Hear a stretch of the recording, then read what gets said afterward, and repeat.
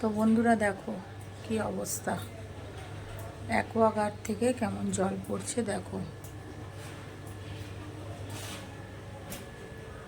এই গামলাটা এক গামলা হয়ে গেছিলো, কালকে রাত্রিরেই তোমার একটু একটু করে পড়ছিল জল। তা আমরা প্রথমে ভেবেছিলাম যে আমার ছোট ছেলে বোতল ভরেছে, তা ও যখনই বোতল ভরে না তখন একটু করে জল এর মধ্যে মানে এটার ওপর ফেলে দেয়, তা সেটাই ভেবেছিলাম।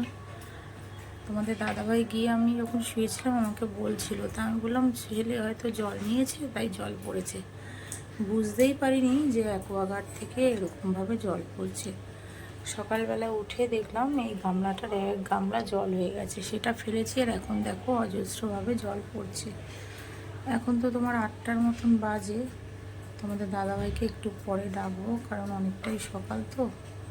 তারপরে অ্যাকোয়াগার্ড মানে যেখান থেকে নিয়েছি সেই অফিসে ফোন করবে, হয়তো তাদের লোক আসবে।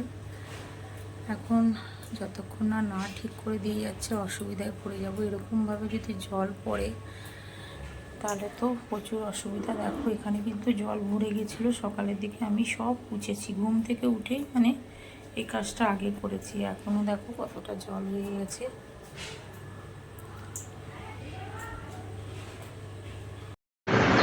তো এদিকে বোতলগুলি ভরে নিচ্ছি, যে কটা হাতের সামনে ছিল তাড়াতাড়ি করে নিয়ে এসে ভরছি। আর এদিকে কিন্তু অ্যাকোয়াগার্ডের সুইচটাও অফ করে দিয়েছি। ভাবলাম বোতলগুলি ভরে নিলে হয়তো কিছুটা জল কমবে, তো জল পড়াটাও হয়তো একটু বন্ধ হবে। শুভ সকাল আমার প্রিয় বন্ধুরা, তোমরা সবাই কেমন আছো? আশা করছি সবাই খুব ভালো আছো, আর আমরাও সবাই ভালো আছি। আজ হচ্ছে মঙ্গলবার আর এখন বাজে হচ্ছে সকাল 8:30। তোমাদের সবাইকে সাথে নিয়ে আজকে আরেকটি নতুন ব্লগ আমি স্টার্ট করছি। সকালে উঠেই তো তোমাদের দেখালাম কি হয়েছে, দেখো এখনও জল পড়ে যাচ্ছে। তোমাদের দাদাভাই উঠুক, এখনও ডাকিনি, উঠুক তারপরে তোমাকে বলবো অফিসে ফোন করতে, সেখান থেকে লোক হয়তো আসবে। আর দেখো গ্যাস ট্যাস কিন্তু সব গুছিয়ে নিয়েছি, আর একটা ডিম সিদ্ধ বসিয়ে দিয়েছি। আমাদের দাদাভাই ডিম সিদ্ধটা বসানো থাক। আর এদিকে তো ছোট ছেলে দেখো উঠে পড়েছে, উঠে ও করছে ব্রাশ। ওর এক্ষুনি আন্টি এসে যাবে, ওর তো এখন এক্সাম চলছে তোমরা জানো, সোমবার থেকে মানে কাল থেকে ওর এক্সাম চালু হয়েছে। আজকে আর একটা পরীক্ষা রয়েছে, এটা পুরো 16 তারিখ অবধি চলবে। তাই ওকে বললাম তাড়াতাড়ি উঠে পড়, তাও উঠে পড়েছে। আর এখন আমি যাবো স্নান করতে, স্নান টান করে আবার এসে দেখা হচ্ছে তোমাদের সাথে। তাহলে চলো স্নানটা করে আসি। আর এদিকে স্নান টান করে চলে এলাম, একটু পেঁয়াজের ডাল বসালাম, অরহর ডাল। আজকে ওদের একটু পেঁয়াজের ডাল করে দিয়েছিলাম আর ডিমের অমলেট। এদিকে কিন্তু তোমাদের দাদা ভাইয়ের কিন্তু টিফিনটাও রেডি করে দিয়েছি। আজকে করেছিলাম রুটি সুজি আর এদিকে ডিম সিদ্ধ। আর সকাল সকাল যদি তোমার এরকম কাজের মধ্যেই এত কাজ বেড়ে যায় তাহলে বলো তো কীরকম বিরক্তি লাগে। আর সকালের দিকটা তো তোমাদের বলি একটু কাজের তাড়া থাকে বেশি, কারণ ছেলেও স্কুলে বেরাবে, এদিকে তোমাদের দাদা ভাইয়ের টিফিন, তার মধ্যে যদি এরকম বিরক্তিকর কাজ বেড়ে যায় তাহলে কীরকম লাগে বলো তো। তো যাই হোক, ওদিকে ছেলেও স্কুলে বেরিয়ে গেল, ওকে খেতে দিয়ে দিয়েছিলাম, খাইয়ে ঠাইয়ে একদম রেডি করে ওর বাবা নিয়ে বেরিয়ে গেছে। আর ওদিকে আমিও একটু টিফিনটা সেরে নিলাম, আর একটু মুগ ডাল যেন তো ভেজে আবার সিদ্ধ বসালাম। কালকে তোমাদের দাদা ভাই নিয়ে এসেছিলো মাছের মাথা, মানে মাছের সাথে, তা এবার ওই মাছের মাথাটা রেখে দিয়েছিলাম, তা আজকে তোমার সেটা করব, মাছের মাথা দিয়ে ডাল। আর এদিকে অ্যাকোয়াগার্ডের দাদা ভাইটাও চলে এসেছে, দেখো অ্যাকোয়াগার্ডটা ঠিক করে দিচ্ছে। শুভ দুপুর বন্ধুরা, সকালের কাজ কমপ্লিট হয়ে গেছে, আর ঘর সব পরিষ্কারও করে নিয়েছি। বেড টেডগুলি সব ক্লিন করলাম। ছেলে চলে যাওয়ার পর তো এখন তোমার কাল থেকে তো পরীক্ষাটা বললাম তোমাদের স্টার্ট হয়ে গেছে, আজকে নিয়ে দুটো চলছে। সকালের দিকটা একটু ওইদিকে চা টা করে ছেলেকে একটু চা দিয়েছিলাম, চা টা খাইয়ে একটু বসিয়ে তোমার পড়তে বসিয়েছিলাম। আন্টি আজকে একটু লেট করে এসেছিলো, তা ওর পাশে একটু বসে পড়াচ্ছিলাম। ওদিকে তোমার শাশুড়ি আবার ভাতটা বসিয়ে দিয়েছিল। তারপরে তোমাদের দাদা ভাই সুজিটা একটু শাশুড়িকে বললাম তুমি একটুখানি করে নাও, কারণ ওইদিকে আবার ছেলেকে একটু না পড়ালেও তো হয় না বলো। তো ছেলেকে পড়াতে পড়াতে আবার ম্যাম ফোন করলো যে আমার একটু দেরি হবে আসতে, ও আসার পরে তারপরে আমি আবার কিচেনে গেছিলাম। কিন্তু দাদাভাই রুটি করে দিলাম, ছেলেকে একটু পেঁয়াজের ডাল করেছিলাম আর ডিমের অমলেট করেছি, ওই দিয়েই ছেলে স্কুলে খেয়ে বেরিয়ে গেছে। তারপরে এদিকে আমিও একটু টিফিন করলাম, টিফিন করে ঘরে কাজটা নিয়ে শুরু করলাম। আমাদের দাদাভাই বাজার নিয়ে চলে এসছে, কী এনেছে সেটা আমি এখনো জানি না। শাশুড়ি তোমার মাছটা দিদি দেখলাম দিল, কী মাছ এখনো খেয়াল করিনি। তা আমি ঘরের কাজটা করতে চলে এসেছিলাম। আর এদিকে তোমার কালকে মাছের মাথা যেন তো নিয়ে এসেছিলো, কালকে তোমার নিয়ে এসছে অনেকটাই দেরি করে। তা আমাকে বলছিল যে তুমি মাছের মাথা দিয়ে মেন্টাল করো। তা আমি বললাম যে না, ডাল আমার হয়ে গেছে, আর মেন্টাল করবো না, কালকে করবো।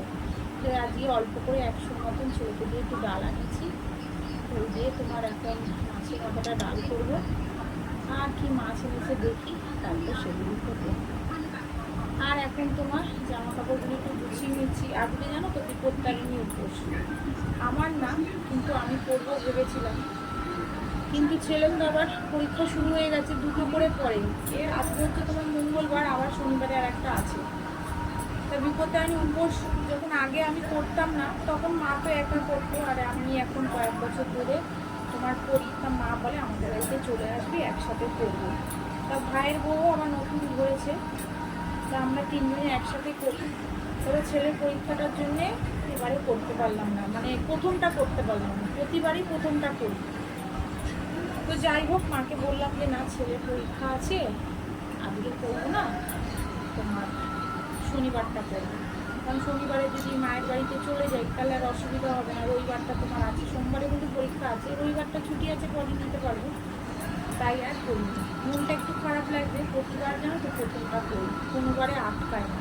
আর একবার বহু বছর আগে আর একবার আটকে ছিল, কিন্তু নাহলে প্রথমটাই করি। তা যাই হোক, মা যেরকম চাইবে সেরকমভাবেই হবে। আর এখন জামা কাপড়গুলো গুছিয়ে তারপরে যাবো রান্না।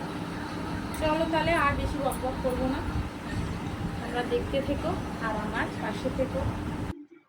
জামা কাপড়গুলি গুছিয়ে ঘরের কাজও কমপ্লিট করে সোজা চলে এলাম কিচেনে। তোমাদের দাদাভাই নিয়ে এসছে আজকে ইলিশ মাছ। ইলিশ মাছটা যখন এনেছিল বলেছিল একদম হালকা করে ভাজবে, বেশি ভাজবে না। আর ওদিকে মাছের মাথাটা কিন্তু বের করে রেখেছিলাম, তো সেটা আবার ভালো করে ধুয়ে ধায়ে তোমার একটু নুন হলুদ মাখিয়ে রাখছি। আর এদিকে মাছগুলি দেখো হালকা করে ভেজে নিচ্ছি। আজকে খাবে হচ্ছে সর্ষে ইলিশ। আর সর্ষের গুঁড়ো না এনে তোমাদের দাদাভাই জানো তো কী এনেছে, সর্ষে, মানে গোটা সর্ষে।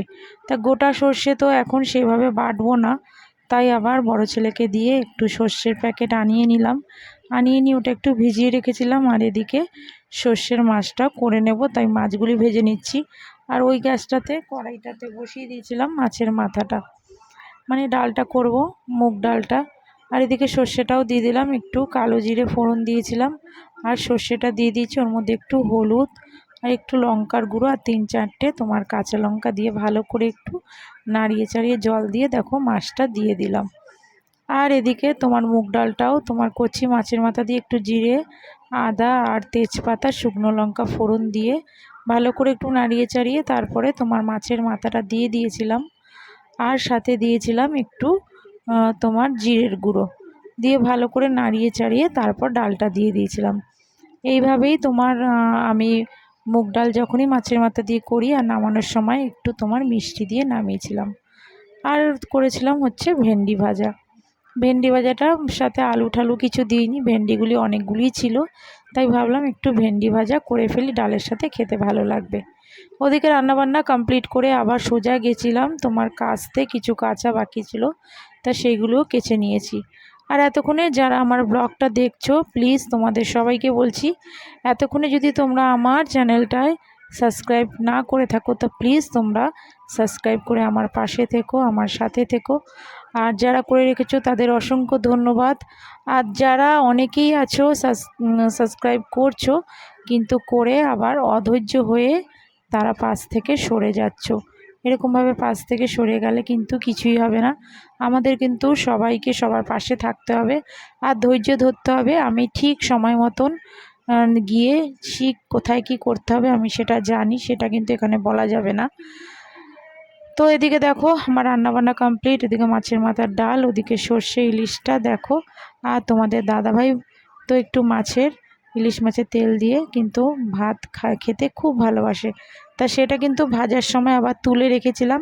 আর ভাতের হাঁড়ির মধ্যে রেখেছি কেন কেন বলো তো, তাহলে গরম থাকবে, কারণ ভাতের হাঁড়ির ভাতগুলি পুরো গরম ছিল, তো তাই শুভ ওর মধ্যে সন্ধ্যা রেখে বন্ধুরা, দিয়েছিলাম। আজকে করছি দেখো কফি করব। চা একটু দিয়েছি অল্প করে, আর একটু দিয়ে দিলাম তোমার কফি। আর এদিকে তোমার দুধটা রেখেছি, দুধটা গুলে দিয়ে দেব। আমি যখনই কফি করি একটু কিন্তু চা পাতা কফির মধ্যে দিয়ে দিই।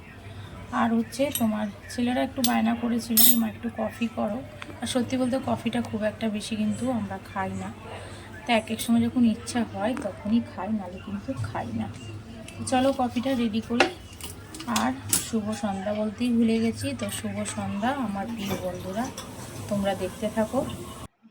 তো 3 কাপ কফি করে নিলাম ছেলেদের আর আমার, আর একটু বিস্কুট নিয়ে ওদেরকে দিয়েছিলাম, আমিও খেয়ে নিয়েছিলাম। খেয়ে ঠেয়ে তারপর ছেলেকে একটু পড়তে বসিয়েছিলাম। তো চলো বন্ধুরা, আজকের মতন ব্লগটা এখানেই শেষ করছি। তোমরা সবাই ভালো থেকো, সুস্থ থেকো, আবার দেখা হচ্ছে আগামীকাল আরেকটি নতুন ব্লগের সাথে। তাহলে আজকের মতন সবাইকে টাটা।